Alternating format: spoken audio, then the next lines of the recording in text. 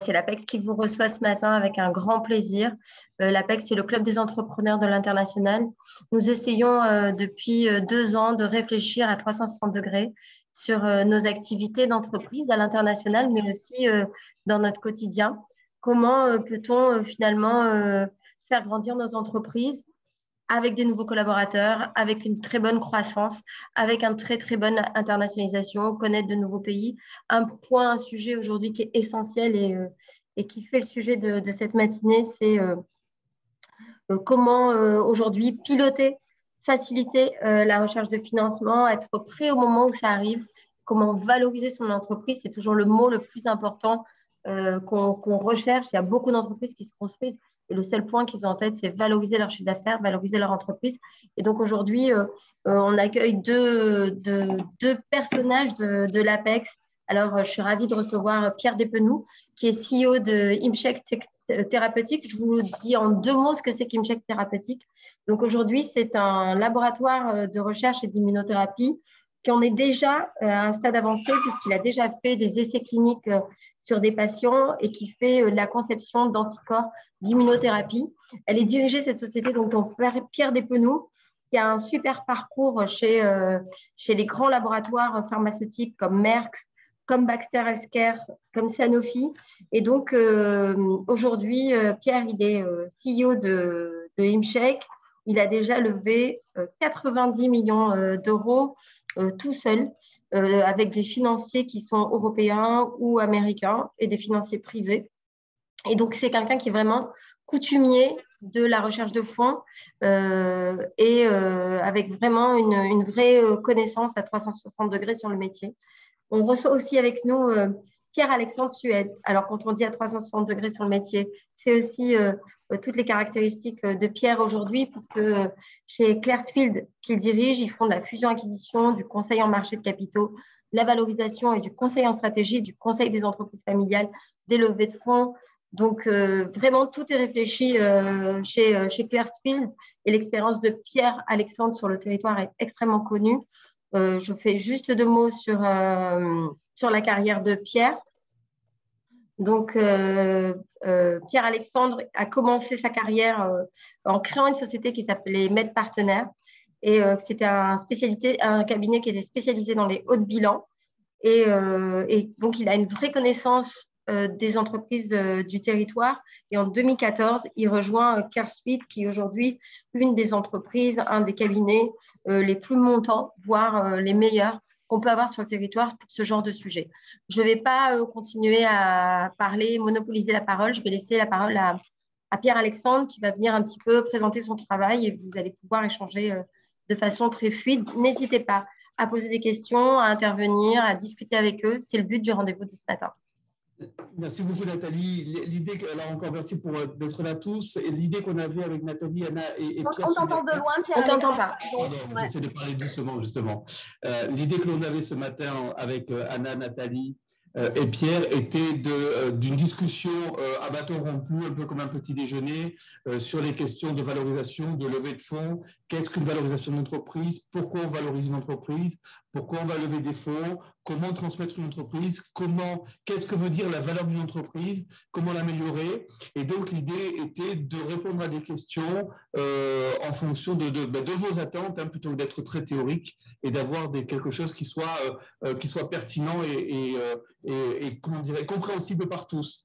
Bien sûr, on vous enverra après la réunion un document reprenant beaucoup des items que l'on va développer aujourd'hui, mais l'idée vraiment, c'est de répondre à vos questions sur la valorisation d'entreprise, la levée de fonds, qu'est-ce que c'est? Pierre, peut-être? Bonjour à tous. D'abord, je suis ravi d'être invité, puis surtout ravi de voir qu'il y a plein de gens que je ne connais pas, donc de faire votre connaissance. Alors, pour mettre tout de suite les 2 pieds dans la mare, moi, je suis surtout là pour vous parler de mon expérience comme vous, d'entrepreneur et de dirigeant et de capacité à lever des fonds. La valorisation n'est pas nécessairement le centre principal de mon intérêt. J'aurai peut-être l'occasion de vous expliquer que, de mon point de vue, la valorisation dans une logique de levée de fonds n'est pas la chose primordiale. contrairement à ce qu'on peut entendre. Mais pour vous aider à éventuellement anticiper ou accompagner des levées de fonds que vous pouvez déjà être en train de faire, je corrige juste que j'ai levé l'équivalent de 90 millions de dollars et non pas d'euros, ce qui aujourd'hui a encore son importance. Mais voilà, donc avec un réseau qui peut vous intéresser, avec des fonds européens, américains, donc avec plaisir pour répondre à toutes vos questions. Et en l'occurrence, je pense qu'avec Pierre-Alexandre, ce qu'on avait envie de faire, c'était justement de vous permettre de poser des questions plutôt que d'avoir une presse descendante où vous entendez probablement toujours les mêmes choses et sans sortir sans avoir la capacité justement de poser des questions, des sujets qui vous intéressent particulièrement. Donc, Pierre-Alexandre, je ne sais pas comment tu veux procéder. Est-ce que tu veux démarrer par quelques notions de base ou est-ce qu'on envoie directement une première salle de questions? On peut démarrer par quelques notions juste pour débloquer des questions peut-être. Par exemple, alors on a beaucoup de chefs d'entreprise autour de la table qui se disent mais pourquoi valoriser mon entreprise? Donc il peut y avoir plusieurs raisons à ça. Un, parce que vous avez envie de vous développer, donc de lever des fonds. Donc lever des fonds, qu'est-ce que ça veut dire? Qu'est-ce que c'est qu'un fonds d'investissement? Qu'est-ce qu'il attend de moi, chef d'entreprise? Est-ce qu'il y a une rentabilité forcément qui est attendue? Est-ce que la valorisation, je peux la faire dans un cadre purement patrimonial, c'est-à-dire estimer la valeur de mon entreprise, peut-être pour une transmission familiale. Peut-être, aujourd'hui, j'ai envie de la vendre, je ne sais pas ce qu'elle vaut sur le marché, j'ai besoin d'une valorisation. Et puis, tout bêtement aussi, peut-être en me disant, je voudrais connaître la valeur de mon entreprise parce que ça peut m'amener à mettre en lumière des pratiques, des charges qui alourdissent ma rentabilité et je pourrais, en améliorant la structure de charge de mon entreprise, la valoriser mieux. Voilà ce que c'est, pourquoi on peut faire une valorisation. Il y a plusieurs types. Est-ce qu'il y a déjà des questions sur la valorisation et les attendus d'une valorisation? Ou pas encore? Est-ce que tout le monde sait ce que c'est qu'un fonds d'investissement, par exemple? C'était ça, ma question première, c'était est-ce que toujours quand on doit réfléchir sur la valorisation de son entreprise ou ce genre de choses, on doit passer par un cabinet ou son cabinet conseil, son comptable peut faire l'affaire ou on est obligé de passer par un cabinet externe? Ah bien là, on va répondre avec Pierre ensemble. Il y a plusieurs types de valorisation et plusieurs types d'entreprises. On va valoriser une entreprise traditionnelle sur son marché que l'on veut céder, une entreprise qui fait des tasses à café, qui est sur un marché mature. On va la valoriser un peu comme on valorise dans l'immobilier, c'est-à-dire qu'on va regarder quelles sont les transactions comparables, comment se sont vendues les autres entreprises qui font des tasses à café sur le marché. Et donc là, un expert comptable est très capable d'envisager une valeur de marché de l'entreprise.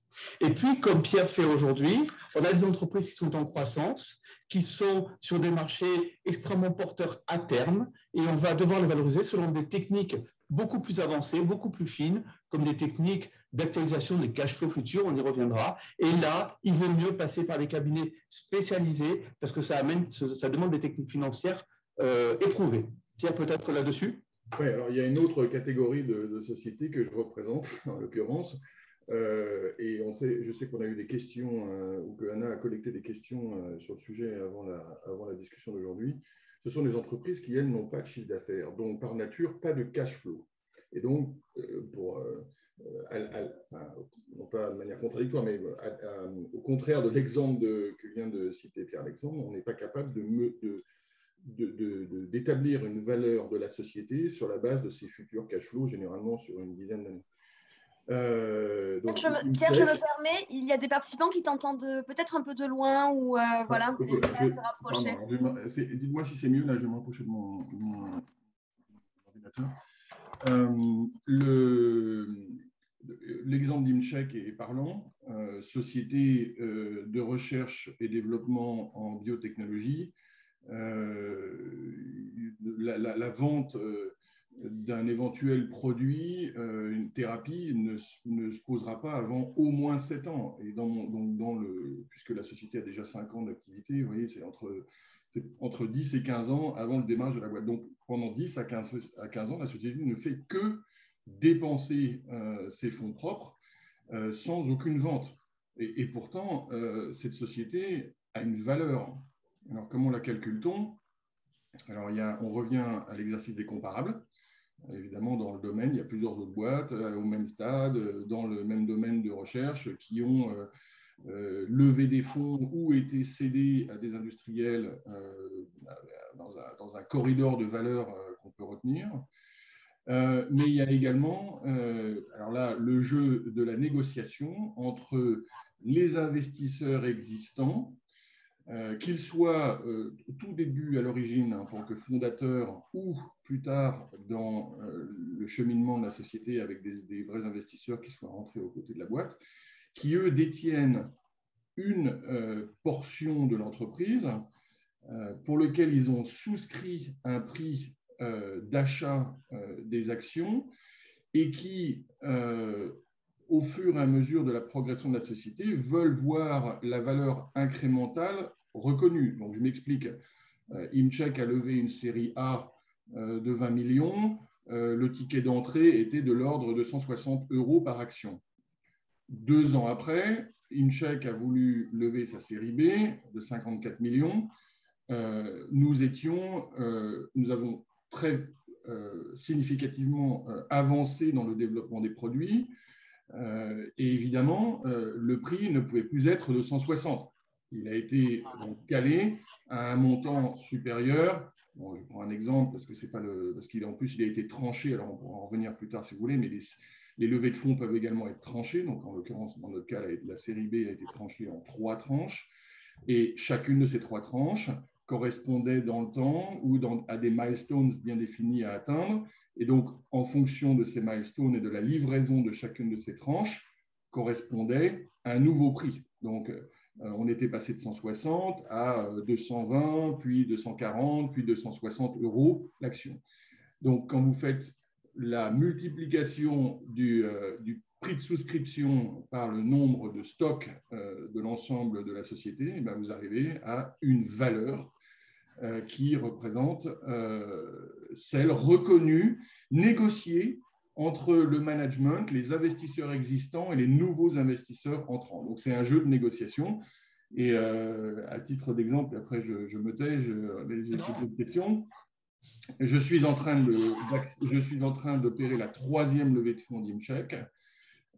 J'ai négocié avec le fonds d'investissement qui va leader, qui va coordonner et embarquer le reste des nouveaux investisseurs entrants, juste avant Noël, le nouveau prix de souscription pour la prochaine levée. Et donc, c'est un effet de négociation. Et donc, la société va représenter aujourd'hui un step-up d'une vingtaine de % supplémentaires par rapport à sa dernière levée de fonds.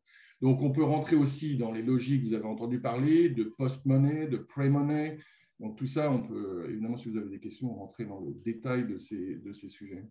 Pierre a dit quelque chose de très important. Il a dit que c'est l'objet d'une négociation avec des investisseurs. Et effectivement, dans une entreprise qu'on va valoriser, la valorisation reste indicative. C'est-à-dire qu'on a une valeur et on a un prix. Je m'explique.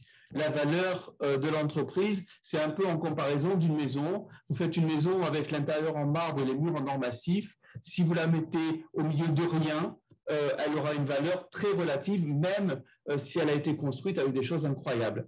Maintenant, vous mettez un petit studio en bord de Seine ou Paris 16, tout de suite, même s'il est petit et mal foutu, il aura une valeur importante. Il aura un prix important. Donc, la valeur et le prix sont une histoire de marché et de négociation. Une valeur auprès d'un fonds d'investissement ou un prix auprès d'un fonds d'investissement sera toujours moins important qu'une valeur et un prix auprès d'industriels. Pourquoi? Un fonds d'investissement investit. Donc, il veut rentrer au capital et faire une plus-value à la sortie. C'est son métier d'investisseur. Donc, il va essayer de rentrer le moins cher possible pour sortir le plus cher possible et faire une plus-value la plus intéressante possible. Un industriel, ce qu'on appelle stratégique, va regarder votre entreprise et lui n'a pas forcément d'horizon de sortie et de rentabilité à court terme à aller chercher ou à moyen terme, mais il va dire, moi l'entreprise qui fait des tasses, elle m'intéresse parce qu'elle est sur un marché spécifique, elle a une clientèle spécifique et donc je suis prêt à la valoriser plus que son prix de marché pour acquérir sa compétence, son fichier clientèle. Donc, vous avez une valeur qui est indicative et puis vous avez un prix qui peut fluctuer en fonction de l'intérêt de l'entreprise ou de ce qu'elle promet dans le futur. C'est une vraie négociation. Donc, en fait, le choix du futur partenaire, la valorisation, elle est aussi dépendante du choix du futur partenaire qu'on va avoir dans son entreprise. Oui, alors là-dessus, c'est quelque chose d'extrêmement important, Nathalie, parce que alors pardon si vous en faites partie, et l'idée n'est pas de vous heurter, ni de vous, c'est juste de discuter, parce que je ne détiens aucune vérité non plus, mais souvent, ce qu'on observe, c'est que, comme le dit Pierre-Alexandre, l'intérêt d'un investisseur, c'est évidemment de reconnaître la valeur de manière raisonnable, mais souvent l'entrepreneur ou le dirigeant pense que sa société vaut beaucoup plus. Or, et c'est là où il faut juste garder les pieds sur terre, la valorisation n'est pas un vrai sujet. Que Incheck lève des fonds aujourd'hui à 250, 270 ou 320 l'action, c'est quoi le sujet? Et je vais vous dire, là où il faut réfléchir de manière intelligente, à mon avis, c'est que plus vous levez cher, moins vous avez de chances de continuer à lever dans le futur. Parce que plus un produit devient cher, et moins il permettra à des investisseurs plus tard de faire des étapes successives, de rejoindre l'aventure. Donc, c'est pour ça qu'il faut effectivement faire reconnaître une valeur raisonnable.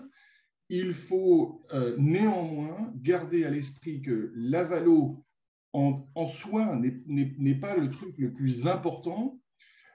Le truc qui est important, en revanche, c'est ce qui est, on va y venir probablement, vous avez peut-être des questions sur le sujet, c'est la dilution qui est attachée à la valo qui peut être décalée par rapport à vos attentes. Ça, c'est un autre sujet. Et donc, évidemment, ça a un impact sur la valo. On va y revenir. Néanmoins, je vous le dis, d'expérience, la valo n'est pas le sujet. Le sujet, c'est le financement de vos boîtes, de nos boîtes, et de pouvoir continuer dans le long terme à pouvoir lever des fonds. Une société valorisée trop haut n'attire plus d'investisseurs. C'est sûr, c'est net, c'est clair, c'est démontré par A et B.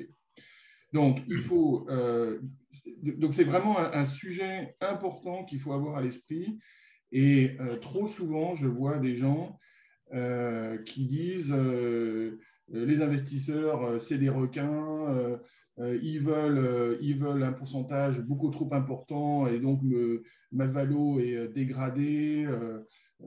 Et donc, ils rentrent dans une logique de confrontation plutôt que d'acceptation et de négociation à un truc bien calé, mais qui permettra dans le futur, d'abord, qui permettra à vos investisseurs d'être rentrés à un prix raisonnable et donc de continuer à suivre et d'attirer de nouveaux investisseurs. Donc, pour moi, le fondamental, c'est continuer à lever des fonds dans le temps. Une boîte qui lève 20 millions et qui ensuite ne lève plus, elle ne peut plus se développer. Une boîte qui continue à pouvoir se développer, c'est qu'elle peut attirer des investisseurs. Merci Pierre. Pierre, quand tu expliques ces choses-là, ça veut dire que tu penses à la première valorisation, la deuxième, la troisième, comme même Chèque l'a fait ou comme une entreprise comme Prodim peut le faire. Forcément, il faut avoir une visibilité à très long terme de où on veut emmener son entreprise et comment on veut avoir un chemin cohérent de trouver successivement, on va dire tous les 2 ans, tous les 3 ans, des financiers qui vont rentrer dans notre entreprise. Oui, enfin, en l'occurrence, tu vois, je pense qu'autour de cette table, je ne sais pas s'il y en a qui sont dans le même cas de figure que moi en R&D, je peux vous dire que la R&D en recherche contre le cancer ou les maladies auto-immunes, si tu veux, je n'ai pas de plan à 10 ans, ni même à 3 ans. Tu vois, je navigue pas à vue à 3 mois, mais bon, j'ai un plan stratégique à 2-3 ans que je vends à mes investisseurs. Bon, pour l'instant, ça a plutôt bien marché, mais on n'est jamais à l'abri de la glorieuse incertitude de la recherche, surtout quand on parle de recherche médicale. Si vous avez des sociétés beaucoup plus établies, effectivement, avec des ventes, avec des sujets d'ordre marketing, etc., effectivement, tu peux avoir une vision plus long terme et avoir quelque chose de plus solide à vendre et à valoriser. Bon. Ouais. Donc, oui. Mais c'est sûr que, alors l'autre, ça me permet de rebondir peut-être sur autre chose qui est importante, c'est que aussi, trop souvent, le réflexe, c'est un peu dans la même ligne que ce que je disais tout à l'heure. Ouais, les fonds d'investissement, c'est des requins, ils voient que leur intérêt, je suis plus chez moi, c'est eux qui décident de ma stratégie, blablabla. Bla, bla. OK. Donc là, si c'est ça, vous n'êtes pas prêt à lever des fonds et vous êtes prêt à diriger votre entreprise en… Mais il n'y a pas de jugement. Vous prenez quelqu'un comme Kevin Polizzi avec Cougar, pardon. Jaguar, pas Cougar, en anglais, Jaguar. Il n'a jamais levé un rond. Et pourtant, il est extrêmement dynamique dans sa capacité justement à créer ses financements, mais sur la base de ses ventes, il lève de la dette, etc. Donc, c'est un autre sujet. Mais là, on parle de l'investissement. Donc, les investisseurs, ils apportent de l'argent, mais moi, je les choisis surtout pour autre chose. Je les choisis justement parce qu'ils m'apportent autre chose que du cash. Ils m'apportent un réseau, ils m'apportent une expérience, ils m'apportent un partenariat au jour le jour. Et je sais que pour certains, ça paraît dingue de se dire « Ah ouais, mais non, en fait, il doit avoir des investisseurs particuliers, spéciaux, etc. » Non, aucun. J'en connaissais aucun avant qu'ils rentrent. J'ai tous été les chercher, choisir. Et en l'occurrence, je suis absolument ravi je ferai tout pareil, parce que les investisseurs sont là pour vous aider, pour nous aider au jour le jour, dans les bons comme dans les mauvais moments, et ne doivent pas être perçus comme étant, au contraire, des gens qui sont uniquement là pour se nourrir sur la bête et rien laisser. C'est complètement aberrant parce que c'est justement à l'inverse du modèle d'investissement qu'ils poursuivent. Mais pardon, Pierre-Alexandre. Nous avons quelques questions. Pascal Gaudier qui demande est-ce qu'une société qui a un capital très bas, une perspective de développement important, est-ce que quand c'est une jeune entreprise, et c'est souvent le sujet des jeunes entreprises, est-ce qu'on peut faire une valorisation et est-ce qu'on peut trouver des financements à ce moment-là? Bien sûr. InCheck a démarré, la valo d'InCheck au départ, c'était 4 millions. Oui, mais toi, tu as une société d'immuno, donc on va imaginer que tout le monde ne fait pas des sociétés avec une perspective de 100 000 cancers. Bon, vas-y, Pierre-Alexandre, je te laisse parce que Non, en fait, tout dépend. Non, la question revient. J'ai vu 2-3 questions qui passaient, effectivement, sur les types d'entreprises, sur les valorisations et sur les tailles d'entreprise. Effectivement, en fonction du secteur d'activité, je l'ai vu passer, les valeurs sont différentes. Effectivement, si on est par exemple, dans la fibre, dans le télécom, dans l'informatique, on va avoir des valeurs certainement plus importantes parce qu'on va avoir des perspectives d'avenir extrêmement importantes. Si on est dans un secteur plus traditionnel comme le BTP, on aura des valeurs d'entreprise plus contraintes parce qu'on est sur un secteur établi, extrêmement mature. Donc, on va avoir des différences de type de valorisation qui sont du simple au quintuple, voire plus. Vraiment, ce sont des choses très différentes. Et dans ces valorisations et dans ce type d'entreprise, vous avez les petites entreprises, donc qui ont un petit capital, mais qui ont un joli business plan, qui ont une projection à venir qui est très intéressante et sur lesquelles les fonds d'investissement vont être plutôt bienveillants et dire on est capable de venir sur ces perspectives d'avenir parce qu'on est intéressé et quelle que soit la taille de votre entreprise, et Pierre le disait tout à l'heure, on peut avoir un accompagnement des investisseurs. Là, je n'ai pas dit fonds d'investissement, j'ai dit investisseurs, je vais y revenir. Et si vous avez une entreprise très établie, très mature, très grosse, qui fait, je ne sais pas, 50 millions d'euros de chiffre d'affaires, mais qui a peu de perspectives de développement ou de croissance dans les mois ou les années à venir, finalement, même si l'entreprise est très capitalistiquement établie, elle aura peu de chances de lever des fonds parce que les perspectives ne sont pas si porteuses que ça. Donc, une petite entreprise a toutes les chances de faire une belle levée. L'année dernière, on a fait ici une levée sur une entreprise de la fibre, qui avait déjà un chiffre d'affaires établi, mais on a valorisé plus de 25 fois son excédent brut d'exploitation, on va en reparler, parce qu'elle avait des perspectives incroyables de développement. Alors, à l'inverse, une entreprise beaucoup plus importante, connue dans la région, dans le secteur du second œuvre bâtiment, on a eu toutes les peines du monde à aller chercher des investisseurs parce que le marché était mature et parce que l'entreprise est arrivée à un plafond et finalement la rentabilité des capitaux investis aurait été trop faible au regard de ce qu'attendent les investisseurs. Donc, et pour revenir sur ce que disait Pierre à l'instant, et ça me paraissait très important, les fonds d'investissement, qu'est-ce que c'est? Vous avez autant de types de fonds d'investissement que de types d'entreprises ou de chefs d'entreprise. Vous avez les régionaux, les nationaux, les internationaux, les sectoriels, spécialisés dans la biotech, dans la fibre optique, dans la téléphonie. Vous avez les fonds minoritaires qui n'ont pas vocation à être autre chose qu'un minoritaire au capital. Vous avez les fonds majoritaires qui sont en capacité, eux, de prendre tout ou partie majoritaire du capital d'une entreprise. Vous avez un panel de fonds d'investissement absolument incroyable et ce ne sont pas, comme on l'entend dans les médias, des rapaces, et Pierre a bien fait de le soulever, ce sont des gens qui sont des partenaires et comme ils doivent faire fructifier les capitaux investis, ce qu'on appelle le TRI, le taux de rendement interne, ils doivent à leurs souscripteurs un taux de rendement au bout de 5 ans ou 6 ans à 7 ans, ils ont tout intérêt à ce que l'entreprise marche bien et donc ils ont tout intérêt à être des partenaires actifs, positifs et du quotidien aux côtés du chef d'entreprise. Un fonds d'investissement est un partenaire précieux. Ce n'est pas du tout un rapace comme on peut l'entendre. Sacha, il y a toujours un point clé, je vois dans les questions, c'est comment choisir son bon partenaire. C'est vrai que l'idée qu'on a d'un partenaire, et souvent les sociétés, elles traînent un petit peu à faire rentrer des fonds, alors que plus tôt tu fais rentrer des fonds, mieux tu grandis. Et donc, parce qu'on le voit comme un point négatif de nos entreprises, bon, parce que tu vas pouvoir avoir de l'argent et que tu vas valoriser ton entreprise et que finalement, tu as un arrêt sur image de où tu en es finalement, mais tu le vois comme un boulet. Et c'est, alors moi, le mot rapace, je ne sais pas, mais tu le vois comme quelque chose qui va être compliqué, que tu ne vas pas savoir gérer. Comment tu choisis? Tu vois, tout à l'heure, tu disais, la région, il y a des institutions, il y a des entreprises, il y a des fonds, il y a des familles.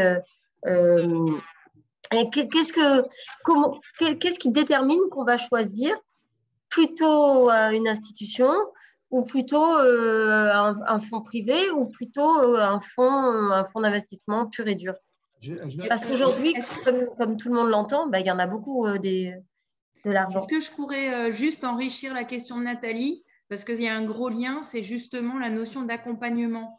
On voit aussi beaucoup de sociétés qui fleurissent pour vous accompagner à la levée de fonds et savoir si, par exemple, en seed, c'est opportun ou il faut… Enfin, voilà. Pour compléter cette question, ça m'intéresse aussi parce qu'on voit quand même beaucoup de monde graviter autour de la levée de fonds et savoir aussi si Pierre a fait appel à d'autres sociétés pour être accompagné dans la levée de fonds et y voir plus clair dans ce paysage d'investisseurs qui paraît en effet assez complexe. Oui. Alors, tu veux que je démarre, Pierre-Alexandre? Vas-y, ouais, je peux démarrer sur qui on va chercher, pourquoi, puis évidemment la question après.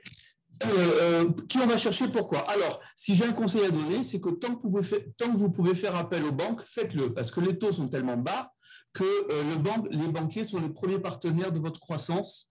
Si je vous disais d'aller chercher un fonds d'investissement, alors même que vous avez la capacité d'aller chercher de l'endettement bancaire, je serais un bien mauvais conseil.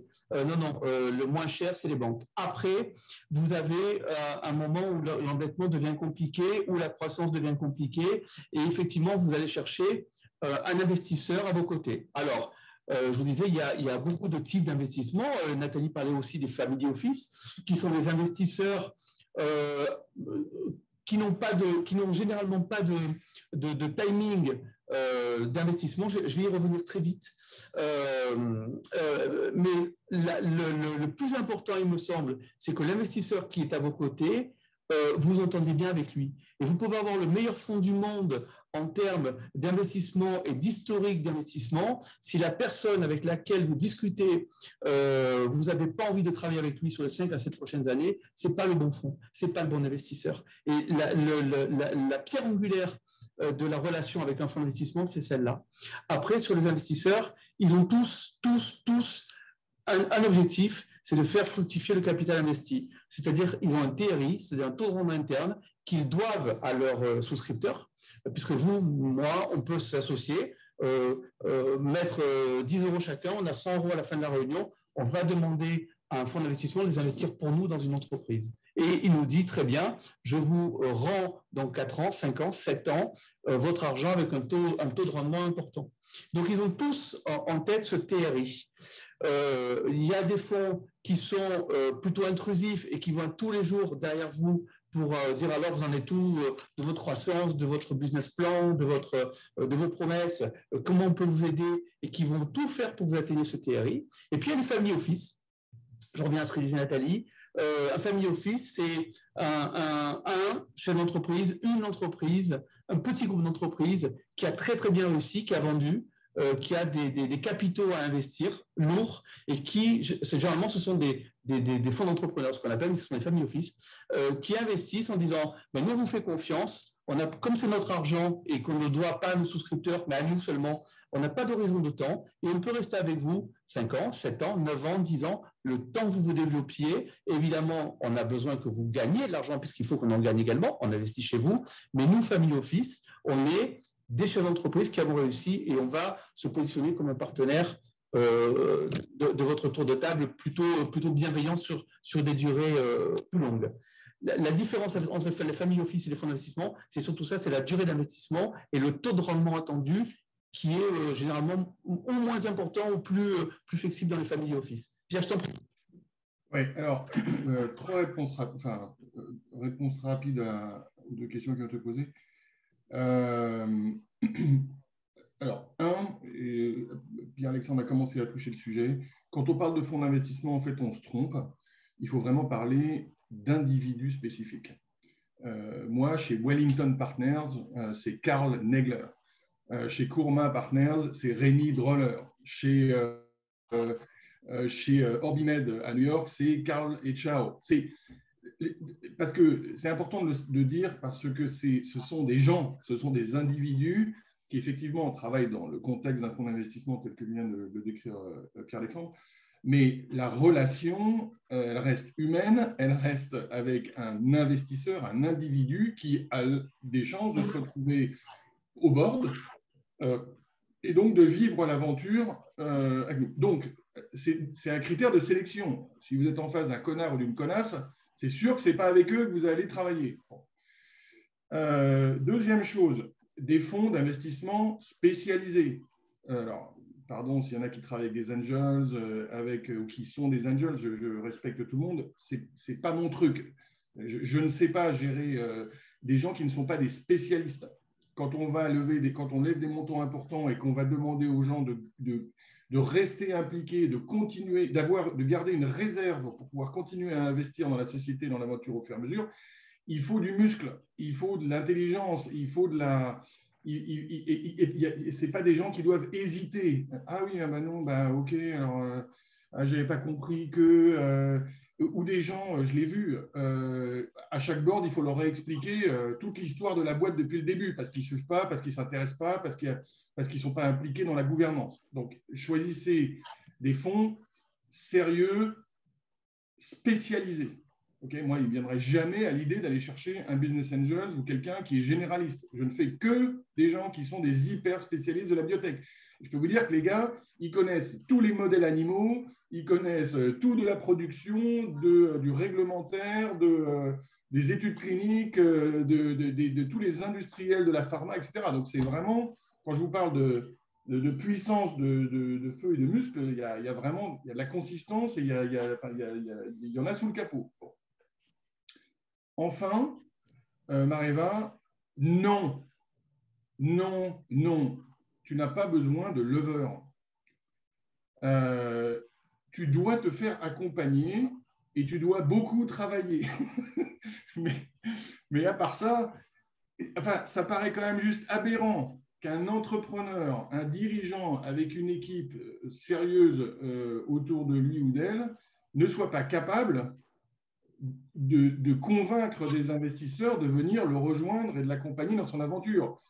Et de toute manière, s'il y a un lever, il fait quoi? Il aide à finir les slides. Pierre, parce que toi, tu as une vraie expérience dans ce genre de choses. Mais peut-être que pour une petite entreprise, ça peut être compliqué. Non, ce n'est pas le sujet. Le sujet, ce que les levers apportent, c'est, je te dis, la forme sur les slides et le réseau d'investisseurs, c'est-à-dire les gens vers lesquels il faut se diriger. Donc, la personne qui n'a pas cette expérience peut se dire, bon, mais ok, mais où est-ce que je vais? En l'occurrence, tu n'as pas besoin d'un lever pour réussir. Tu as besoin d'un bon réseau. Non, mais soit tu as besoin d'un bon réseau, soit tu as besoin de te tourner vers un fonds, par exemple, ou un régional, il y en a qui existent, qui te disent quels sont. Et tu sais, je veux dire, tu vas juste sur Internet.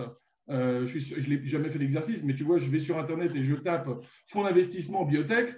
Je peux te dire que je vais avoir une liste de 200 noms. Donc, tu commences par ceux qui sont à côté de chez toi, à Paris, et puis tu vas voir. C'est comme ça que ça se construit. Mais c'est du boulot. Alors, moi, je me suis fait accompagner, par exemple, par mon agent de com, qui m'a aidé pour justement finaliser les slides, pour être sûr que mon message soit bien calé, stratégique, etc. C'est une personne qui avait l'expérience de lever des fonds avec plein d'autres boîtes, etc. Donc, elle m'a aidé à caler le message. Mais je peux dire que derrière, c'est ton email, ton téléphone et des présentations. Je ne sais pas, j'ai dû faire, pour lever la série B, je crois que j'avais calculé que j'avais fait 75 présentations. Bon, 75 présentations, 54 millions, bon, ça marche. Mais tu vois, ça va vite, en fait. Tu sens tout de suite l'attraction. En revanche, c'est un exercice qui prend longtemps. Qui prend du temps aussi, Pierre. Lever des fonds, c'est 9 mois. Okay, c'est comme faire un deal de M&A, c'est 9 mois. C'est comme une naissance. C'est comme une naissance. Donc, entre le moment, il faut être prêt, il faut être clair, il faut être. Les investisseurs, en général, ils voient plus de 600 opportunités par an. Donc, honnêtement, ils n'ont juste pas le temps.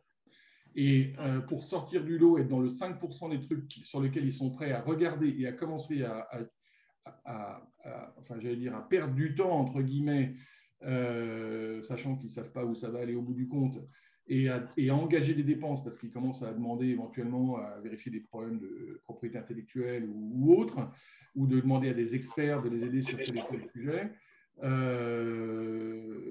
Oui, il faut vraiment être dans le haut du panier, quoi, hein, c'est sûr. Donc, non, moi, je considère qu'il n'y a pas besoin de lever. Je considère qu'il n'y a pas beaucoup de levers qui soient dignes de ce nom. Mais en revanche, je ne rejoins pas. Tu sais que tu partages la discussion avec Pierre-Alexandre qui est lever. Alors, on va dire accompagnateur parce que lever, ça fait un peu dur. Mais c'est ce que je dis. Il y a certains chefs d'entreprise qui ont besoin d'être accompagnés. Mais parce qu'ils sont. Nathalie, c'est exactement ce que j'ai dit. J'ai dit que tu n'avais pas besoin de lever, mais que tu avais besoin d'être accompagné. Et je te prenais l'exemple, moi, j'ai ressenti également le besoin d'être accompagné. Donc, j'ai rien contre les levers, mais je dis, si un chef d'entreprise, et Pierre-Alexandre est d'accord avec moi, si un chef d'entreprise n'est pas capable d'expliquer et d'engager, tu vois, le lever il est là pour des sujets d'ordre plus technique que c'est pas le lever qui va expliquer à l'investisseur comment ça marche. Tout à fait. Oui, le pitch, c'est le tien. Je suis d'accord avec toi. En fait, je partage le point de vue de Pierre, malgré tout, et pourtant, notre métier, nous, c'est également de lever des fonds. Je partage son avis sur pas mal de points. Alors, et après, Nathalie a raison de dire que les chefs d'entreprise ne sont pas forcément aguerris et habitués à aller voir des fonds d'investissement ou ne serait-ce qu'à faire un business plan qui soit recevable par un fonds d'investissement. Pierre a raison, il le dit, un fonds d'investissement régional, ici, c'est 600 dossiers reçus par an. Ils en regardent 10% et à la fin de l'année, ils investissent sur 1 à 3 dossiers. Donc, effectivement, on a intérêt à être sur le haut du panier, avoir un business plan qui tient la route, avoir un projet industriel qui tient la route et à convaincre le fonds d'investissement que l'investissement dans notre société et au bon investissement. Et donc, nous, c'est notre métier également. Mais là où Pierre a raison, c'est que personne ne remplacera le chef d'entreprise dans sa discussion avec le fonds d'investissement et personne ne saura mieux que le chef d'entreprise raconter son entreprise, raconter son projet et convaincre le fonds d'investissement. Tout à l'heure, on disait que c'est une histoire de personne, c'est absolument une histoire de personne et c'est une histoire de confiance de l'investisseur dans le management qui va nous présenter le projet. Tout à l'heure, Marie-Ève disait combien y a-t-il de leveurs ou de cabinets de fusion-acquisition là, ne serait-ce que régionalement.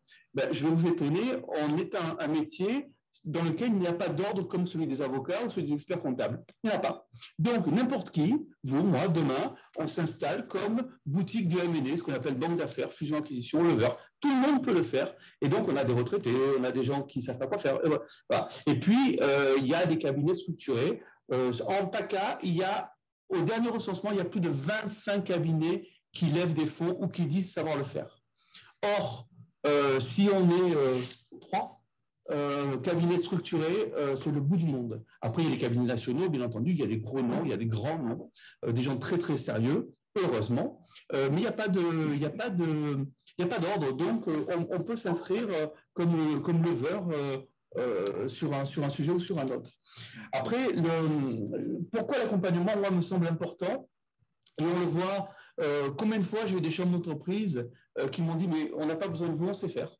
Et puis qui nous appellent 2-3 mois plus tard en disant j'y arrive pas, ça patine, la négociation n'avance pas, je m'attendais pas à ce qu'on me demande autant de choses, la difficulté est énorme, mon business plan leur convient pas, ils le crachent, je n'y arrive pas, ou j'ai signé mais j'aurais pas dû parce que le pacte d'associés que j'ai signé est à ma défaveur ou parce que j'aurais pu avoir plus sur le marché. Et notre métier, effectivement, c'est de connaître le fonds d'investissement. On travaille avec eux tous les jours.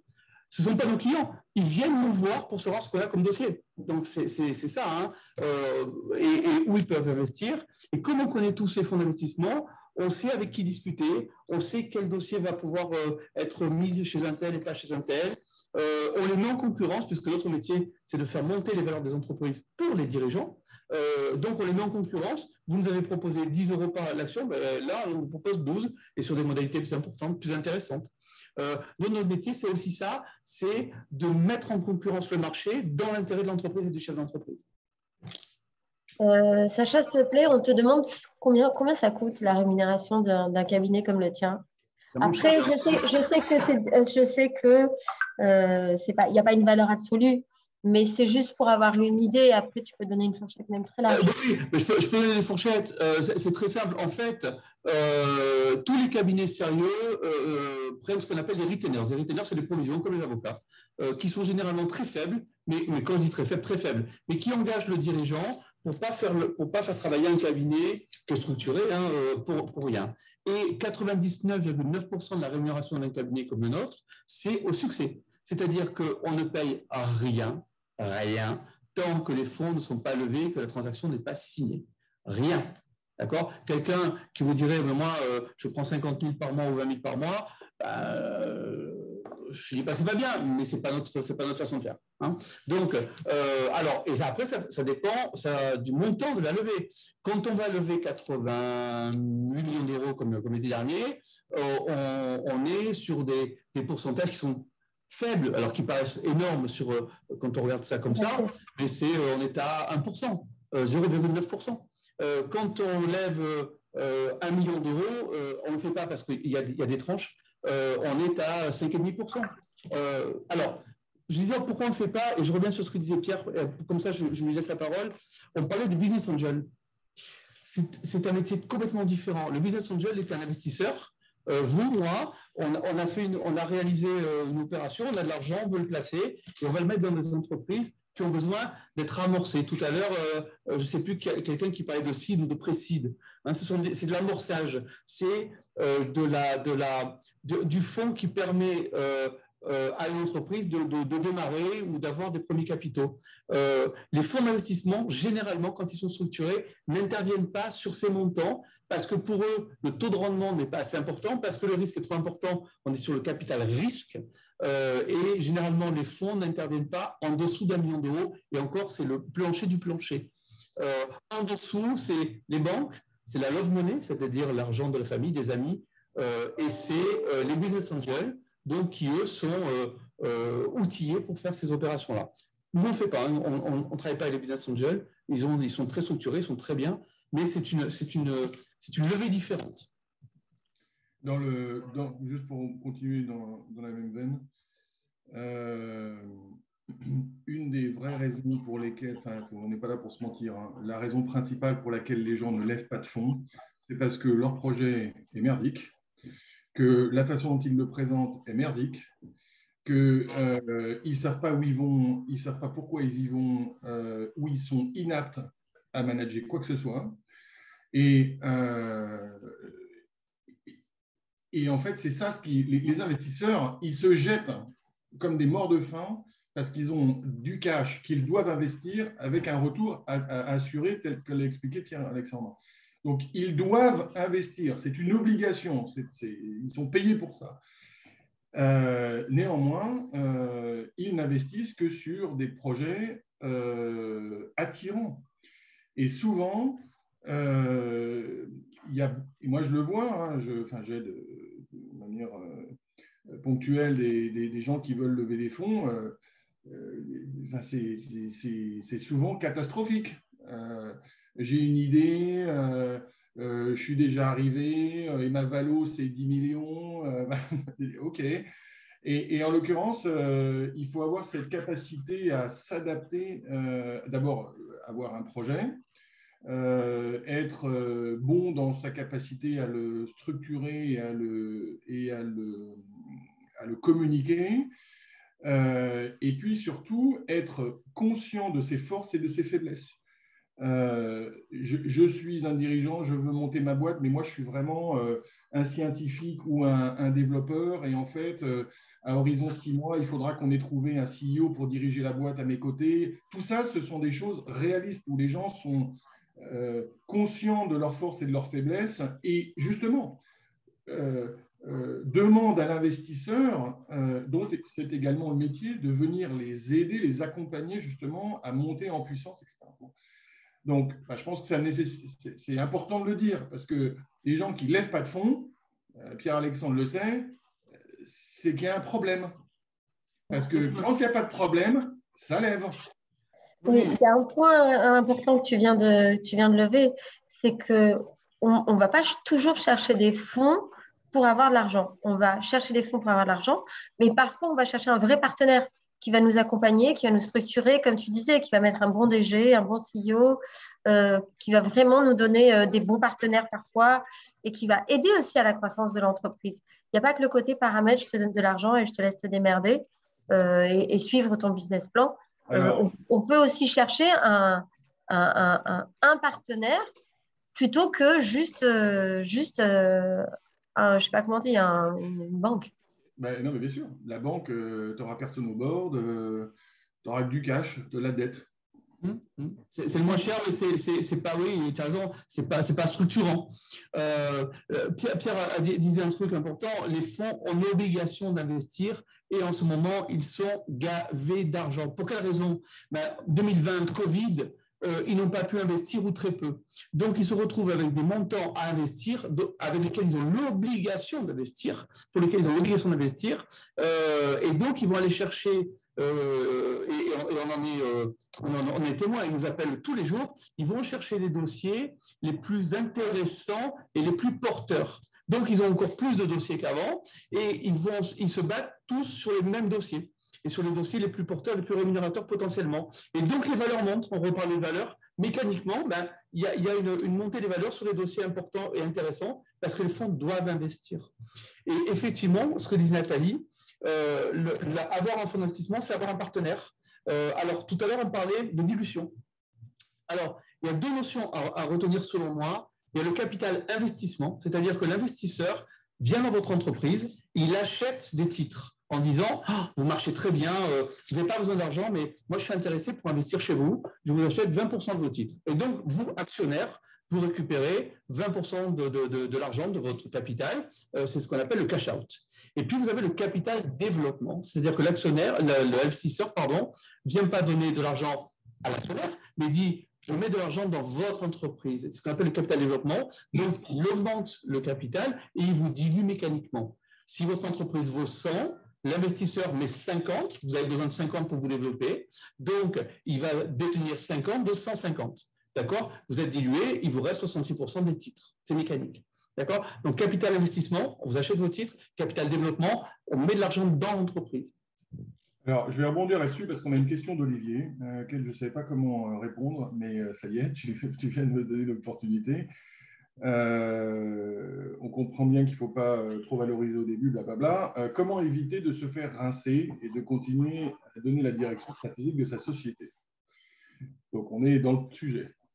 Donc, Olivier, imaginons comme le fondateur scientifique d'InCheck, qui n'est pas moi, qui est un professeur émérite de l'INSERM basé à Marseille, Daniel Olive, a créé InCheck. Il détenait 100% des actions de la société. Aujourd'hui, la société a levé 80 millions d'euros. Daniel, chercheur académique à l'INSERM, il peut imaginer qu'il n'a pas mis un rond. Il n'a pas les moyens. Même s'il les a, il ne l'a pas fait. Donc, il a nécessairement été dilué. Et aujourd'hui, la part d'actionnariat de Daniel, elle est de, je ne sais plus exactement, mais disons de l'ordre de 5 à 6%. Donc, selon tes termes, il s'est fait rincer. Pardon de te le dire, ce n'est pas un terme que j'aime beaucoup, parce qu'il est parti avec 100% d'une société qui valait rien pour aujourd'hui détenir 6% d'une société qui peut valoir 150 briques. Donc, je n'appelle pas ça se faire rincer. Néanmoins, dans ce que tu dis, et c'est un exemple intéressant, n'avoir plus que 6% du capital, bah oui, tu n'es plus décisionnaire. Néanmoins, on peut quand même réfléchir au fait qu'il est le fondateur scientifique de la société, que si jamais, du jour au lendemain, il disait « Vous êtes gentils les gars, mais allez tous vous faire foutre, moi ça ne m'intéresse plus de travailler avec vous », ce n'est pas le truc qui fait le meilleur effet. Et enfin, la société, les dirigeants ont besoin de lui. Moi, je travaille avec Daniel et mes équipes scientifiques tous les jours. Donc, il a une influence, il a encore un pouvoir. Et effectivement, si les dirigeants ou les investisseurs lui disent bah, « Écoute, Daniel, tu es gentil, mais là… merci pour ton opinion, mais vraiment non, on n'est pas intéressé par ce que tu nous dis, ce qui est le droit des gens qui détiennent les droits de vote de la société. Daniel a aussi l'intelligence de dire bon bah ok, je comprends, et c'est pas pour ça que je vais repartir dans mon coin en faisant la gueule, en disant bon voilà, c'est une aventure humaine et tout le monde participe, etc. Donc l'idée de se faire… et d'ailleurs, cette logique s'applique au CEO. Je suis, moi, entre guillemets, dépositaire de la stratégie de la société. C'est moi qui la propose, c'est moi qui la fait valider par le board et qui ensuite l'exécute. Mais si le board, à un moment ou à un autre, décide que la stratégie doit évoluer, ben, je peux l'accepter ou pas, mais en l'occurrence, tout ceci se fait en bonne intelligence et ce n'est pas un rapport de force. Ça n'est jamais, depuis mes 5 ans de direction à la tête d'InCheck, je n'ai jamais eu un rapport de force. J'ai des trucs qui m'ont fait plus ou moins plaisir.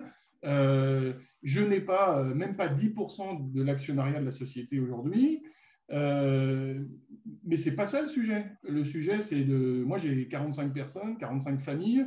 Je suis en train de trouver des thérapies innovantes pour la lutte contre le cancer et je me suis donné les moyens de faire, comme le disait élégamment, gentiment Nathalie au départ, je suis en train de démontrer, pour l'instant, en tout cas, le bénéfice clinique de mes thérapies chez l'homme. Ok, j'ai moins de 10% de l'actionnariat de toute cette aventure. Je suis ravi, il n'y a pas de sujet. Je n'ai pas l'impression de m'être fait rincer et ni voler, ni quoi que ce soit. Je sais bien que ce n'est pas ce que tu veux dire dans ton commentaire, c'est sûrement pas ça, mais ton sujet, c'est comment est-ce qu'on peut encore garder la main alors qu'on est dilué. Eh bien, tu es dirigeant, tu es fondateur, Et ce n'est pas parce que tu n'as que 2% que tu n'as plus le droit au chapitre et tu continues à participer, hein, c'est sûr. Oui, oui, exactement. Merci Pierre. Effectivement, il y avait cette notion de garder la main. Et puis, toujours laisser la crédibilité dans l'entreprise. Et je pense aussi au levée de fonds ultérieur. Parce que je me disais que voilà, si un fondateur, personne clé d'un point de vue scientifique, hein, c'est les biotech aussi qui nous intéressent, est-ce que si cette personne se fait rincer ou diluer, peu importe comment on le nomme, est-ce que la crédibilité de l'entreprise ne va pas non plus être amoindrie pour les levées de fonds ultérieures? Non, voilà, c'est le dirigeant. Non, en aucun cas, en aucun cas. Et tu sais, Olivier, les gens viennent, ils investissent sur toi. Ouais. Parce que si tu n'es plus là… oui, mais justement, s'il est dilué, voilà, il est un peu moins là, quoi, non? Non, mais donc, c'est ça qu'il faut, tu vas comprendre, c'est que les gens investissent sur, bon, certes, un projet sérieux, mais ils investissent surtout sur l'équipe qui va mener ce projet. Donc, ils ont tout intérêt ensuite à te… Et donc, c'est le cas pour moi, c'est ce que je fais avec Daniel. Le board me donne des incentives. Ça a été, tu vois, j'ai eu des BSPCE au départ, maintenant on ne peut plus en distribuer. Donc, on distribue des actions gratuites. Là, je viens de faire un plan de stock options pour moi, mais pour le reste des employés. Mais tu vois, il y a plein de manières de continuer à relever les dirigeants ou les fondateurs de la boîte après qu'ils aient été mécaniquement dilués lors de l'entrée des investisseurs et de la levée de fonds. C'est normal. Ou alors, tu as des millions et tu investis, tu co-investis tes millions aux côtés des investisseurs, ce qui est rarement le cas, quoi. Il y a deux choses importantes pour dire ce que dit Pierre. Un, le dirigeant reste le dirigeant. Le fonds d'investissement dont le métier est d'investir et pas de diriger une entreprise. Il ne sait pas le faire. Il va pouvoir ouvrir des portes, il a une expertise sectorielle. Il n'a pas le droit de le faire. Et puis, il n'a pas le droit de le faire. Il n'est pas là pour ça. Donc, si le dirigeant, il a tout intérêt à être bienveillant avec le dirigeant parce que si le dirigeant prend froid, le fonds d'investissement prend froid également. Et il a ses sous qui sont placés. Et puis, deuxième chose, dans les investissements, quel que soit le niveau de dilution, il faut arriver à un équilibre entre la valorisation maximale de l'entreprise pour que l'actionnaire initial, le fondateur, le dirigeant garde le plus possible de titres, et puis les engagements minimaux par rapport à l'investisseur. Donc ça, ce sont des équilibres à trouver. Tout à l'heure, on parlait de l'intérêt de l'accompagnement. C'est ça, c'est trouver l'équilibre entre valorisation maximale, dilution minimale, par définition, et engagement minimal vers l'investisseur. Et ça nous ramène à la valorisation. Comment faire en sorte que la dilution soit minimale en valorisant au maximum l'entreprise par un business plan, par des techniques qu'on appelle le DCF ou sur les comparables à horizon 3 ans, 5 ans, 7 ans, ce qui nous permet de dire à l'investisseur, ce que vous investissez aujourd'hui, vous le payez peut-être cher, néanmoins, regardez la progression attendue réaliste de l'entreprise à 2 ans, 3 ans, 5 ans. Donc, votre TRI, votre taux de rendement interne que vous attendez, vous irez dessus de toutes les manières, même s'il y avait un Covid-2 le retour. Donc, vous pouvez investir beaucoup et donc être dilué beaucoup moins. Et c'est assez intéressant.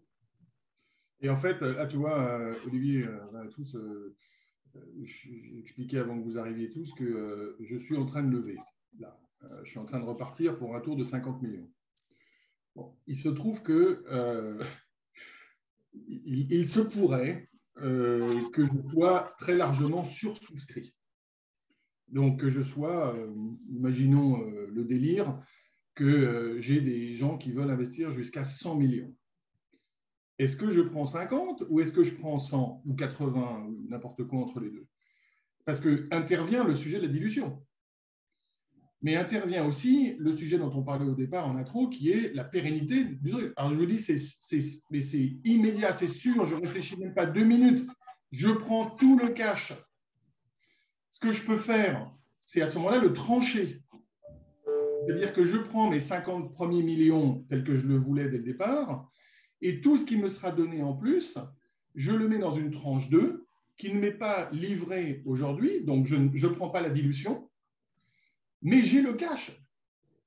Et dans une logique potentiellement d'une IPO au Nasdaq plus tard, j'ai déjà probablement un pied dans un tour de crossover qui m'emmène ensuite sur le listing. Bon, là, on sort du débat probablement des levées initiales, mais vous comprenez, la logique reste la même.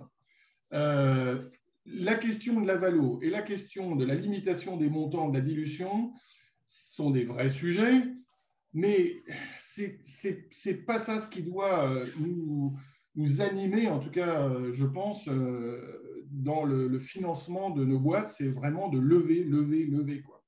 Et puis tout à l'heure, on a évoqué la dette bancaire, on a évoqué, depuis la discussion, on évoque les fonds d'investissement, mais là, Pierre disait, et c'est important, le phénomène de dilution peut être aussi contenu par des outils dits non dilutifs. On ne va pas rentrer dans le détail, mais il existe ce qu'on appelle des obligations convertibles, vous avez sûrement entendu parler de tout ça, qui permettent d'avoir du cash pour se développer et en n'étant pas dilué.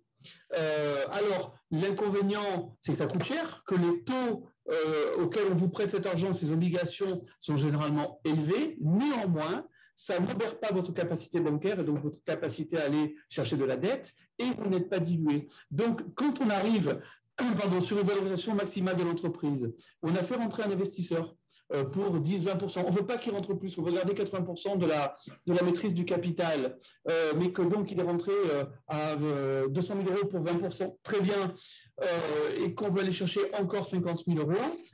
La dette bancaire n'est plus possible, le fonds d'investissement, on ne veut pas être dilué plus, et bien on va peut-être aller chercher des outils dits non dilutifs, comme les obligations convertibles ou ce genre d'outils. Donc ça aussi, c'est intéressant.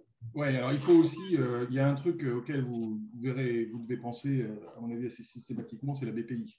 Subvention, avance remboursable ou non remboursable, c'est sûr. Le FEDER, bon, c'est plus compliqué. Moi, j'ai levé 3,7 millions. Dans les 80 dont on parlait, il y en a 3,7 millions qui viennent de fonds non dilutifs. Donc, j'ai levé 2 ADI à la BPI, 1 million chacune, je crois, plus 2 millions de Deep Tech et 700 000 euros de FEDER. Donc, ça, ça c'est de la sub ou des avances remboursables, en l'occurrence. Mais les remboursements se font en cas de succès, donc ça peut être repoussé plus tard. Et puis, la BPI, elle a également des fonds d'investissement. Donc, qui sont des gens super sérieux et qui ont d'ailleurs investi dans ImCheck. Donc là, je sais de quoi je parle. Il y a des belles mécaniques cérébrales qui accompagnent bien les boîtes chez eux. Donc, il y a ça à considérer. Pensez également à des organisations comme la French Tech, où tu parlais de réseau, Nathalie, où est-ce qu'on va? Tout ça, ce sont des réseaux qui existent. Et puis, évidemment, n'hésitez jamais à venir me poser des questions. Moi, je suis toujours ravi d'aider, de participer, de vous pointer vers des investisseurs. Mon carnet d'adresse, il est ouvert. Enfin, je ne le garde pas pour moi. Hein. Alors, nous, on remercie Pierre infiniment. Mais c'est vrai qu'on va vous orienter rapidement vers la BPI. D'abord, il faut aller chercher les institutions qui ont de l'argent aujourd'hui et qui ont envie d'investir sur les entreprises du territoire. La région, la BPI a des financements. La ville de Marseille, au travers de Turenne aussi, a des financements. Donc, c'est vrai que quand on est sur le territoire et qu'on a un beau projet, une belle entreprise, ils ont envie d'investir sur nos entreprises. On est les ambassadeurs du territoire, donc il ne faut pas hésiter à aller les solliciter, à les contacter. Ils sont toujours là pour répondre. À l'APEX, on a nombre de contacts qu'on peut vous donner. Aujourd'hui, il y a beaucoup de subventions aussi, les subventions d'État, d'aménagement du territoire qui sont à prendre en compte. Il y a un point qui est très, très important et on parlait de dilution, on parlait d'actionnariat, on parle de gâteau. Mieux vaut une bonne part de gâteau dans un très gros gâteau que rien du tout à manger. Et donc, d'être très bien accompagné et de s'être fait diluer, c'est pas un mal. C'est un mal pour un très bon, pour un bien. Voilà, donc c'est un point extrêmement important. Et Pierre l'a dit avec ses mots, mais il est aussi cash que ce qu'il a pu mettre en œuvre. Et donc, je le rejoins tout à fait, il a totalement raison sur comment il faut le faire. Les gens sont là pour nous aider à grandir, pour nous aider à aller encore plus loin, pour nous aider à faire fructifier nos projets. Il y a beaucoup de sociétés qui sont là, qui sont des sociétés de tech ce matin, pour faire grandir nos projets, pour aller au bout de nos développements. C'est des métiers qui sont compliqués quand on a à faire du développement avant d'aller vendre ou pendant qu'on doit aller vendre, et ce n'est pas évident d'aller chercher des financements. Donc forcément, les levées de fonds, les partenaires, c'est des choses qui sont importantes. Aller chercher de l'argent, c'est important, il faut le faire intelligemment. N'hésitez pas à aller vers Pierre Despenous pour lui poser des questions. Il est toujours très disponible, même s'il est très occupé. Pierre-Alexandre Suède, il est à votre disposition et il est extrêmement bienveillant. Il y a un point qui est très important dans tout ça, c'est la bienveillance. La bienveillance avec son fonds d'investissement, avec son actionnaire. Aujourd'hui, il faut avoir le feeling avec la personne avec qui on va s'associer. C'est la base. Est-ce qu'il y a encore une question parce qu'on va devoir terminer l'événement maintenant. Juste un point. Pierre-Alexandre, tu as quelque chose à rajouter? Non, je vais envoyer à Anna une présentation qu'on a revue avec justement avec Pierre ce matin, où vous avez plein de tips qui vous permettent de comprendre un peu tout ce qu'on s'est dit, s'il y a des acronymes, des anglicismes, et puis les mécanismes de levée de valorisation pour que vous compreniez comment ça fonctionne, hein, et on est à votre pleine disposition pour vous le commenter si besoin, bien entendu. Avec plaisir. Merci beaucoup. Alors, le prochain événement de l'APEX, c'est un événement qui est extrêmement important quand on va à l'international, quand on développe quelque chose, hein, que ce soit dans les techs ou dans n'importe quoi. Il faut savoir protéger son savoir-faire, protéger sa marque, protéger ses technologies, protéger son brevet. On sera accompagné le 24 février à 8h30 par le cabinet Baudelot-Mény. C'est un des cabinets avec qui Pronim travaille depuis maintenant plus de 20 ans, qui a su protéger notre savoir-faire en France, à l'international et même aux États-Unis et en Chine quand on a eu des problèmes.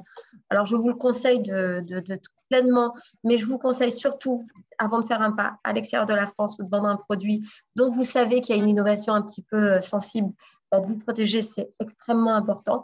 Juste pour le mot de la fin, Pierre, s'il te plaît, en 2 minutes, si c'est possible, dis-nous où tu en es avec tes anticorps monoclonaux. En 2 minutes, là, tu me challenges. Nous développons des… Alors, je vais partir très simple. Vous savez que dans la lutte contre le cancer, après la chirurgie, la radiothérapie, la chimiothérapie, nous sommes depuis une dizaine d'années passés dans l'ère de ce qu'on appelle l'immunothérapie. Donc, l'idée, c'est d'utiliser le système immunitaire pour identifier et détruire les cellules d'origine cancéreuse. Les cellules d'origine cancéreuse, elles sont dites stressées. Et la découverte majeure de Daniel Olive, notre fondateur scientifique, c'est d'avoir identifié une super famille de récepteurs qui s'expriment à la surface des cellules cancéreuses et qui expriment ce stress. Donc, ce que nous faisons, c'est que nous prenons ce récepteur, nous le mettons chez une souris. La souris développe des anticorps dits murins contre cette protéine qu'elle reconnaît comme étrangère. Nous récupérons ces anticorps de souris, par des mécanismes complexes, nous les rendons humains. Et donc, ces anticorps, nous les injectons chez l'homme. Donc, aujourd'hui, nous sommes en ce qu'on appelle en phase 2. Nous démarrons notre phase 2. C'est-à-dire que nous avons établi la non-toxicité de ce produit par avant. On a bien compris le mécanisme d'action, etc.